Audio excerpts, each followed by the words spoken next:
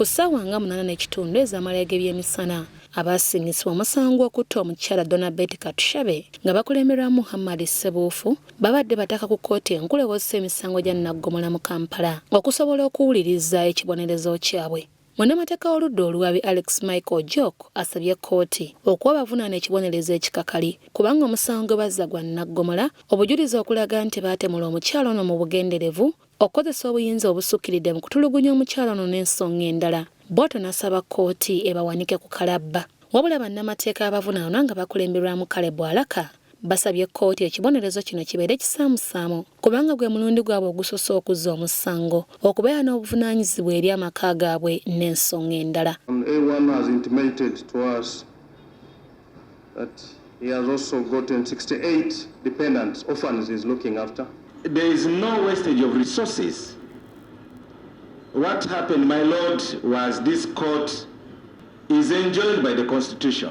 Oluvannyuma lw'okuwuliriza ensonga okuva mu njuyi zombi, omulamuzi Angelina Flavia Ssennoga abadde emitambo gy'omusango guno asazeewo kaliga abavunaanwa emyaka 4 mu nkomyo ku musango ogw'okutta, emyaka 30 ku musango gw'okuwamba omuntu n'ekigendererwa eky'okumutta, ate emyaka 20 ku nsonga y'okubba n'okukozesa eryanya erisukkiridde. Wabula omuvunaanwa omulwanga Stephen eyali ddereeva eyavuga emmotoka eyattibwamu omugenzi, kkooti emusalidde ekibonerezo kya myaka 7. The commission of the offence was meticulously premeditated and executed as already indicated in the judgment.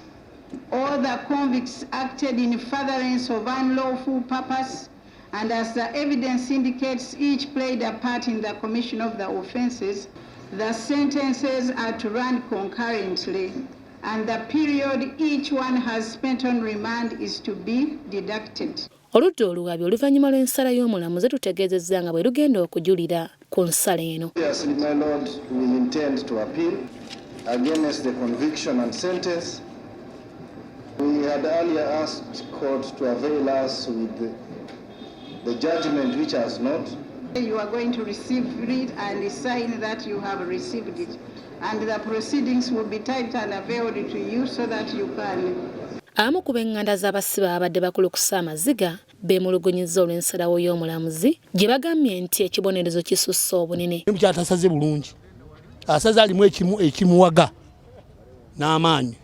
Omusango tebagikola bwe mada case tebeerako kigambo kyonna eza nalaba Sebufu omusango yali badde agusingira yali Mengo ate omuntu saazi bamutali eno kalizo gamba omuntu waliwo yalaba Sebufu ate omuntu kyonna kye kiri.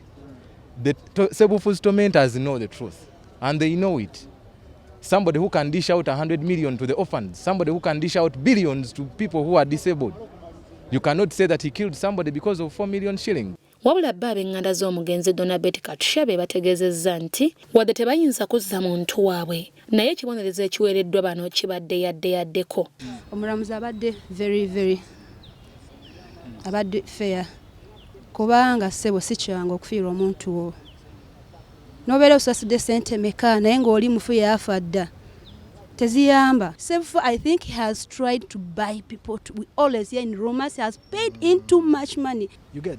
So most of the works, businesses have stopped because she's nowhere to be seen. Eri abantu bonna nti buli bw'obanga ogenda okukola ekintu osookanga kufumiitiriza era omutima gwo n'oguddamu kwekyo ky'oba ogenda okukola. Abakaligidwa kuliko Sebufu, nannyini kimana ky'emmotoka kya Payini, Philip Mirambe, Stephen Lwanga, Paul Kasinguka, Yoweri Kitayimbwa, Shabani Ondutu, wamu ne Damascene Ssentongo nga bano bakozi ku kibala ky'emmotoka ekya Payini ng'emisango gino bagizza mu mwaka gwa 2015 mu Kampala. Nze Namamonde Deborah, wano ku kkooti enkulu mu Kampala.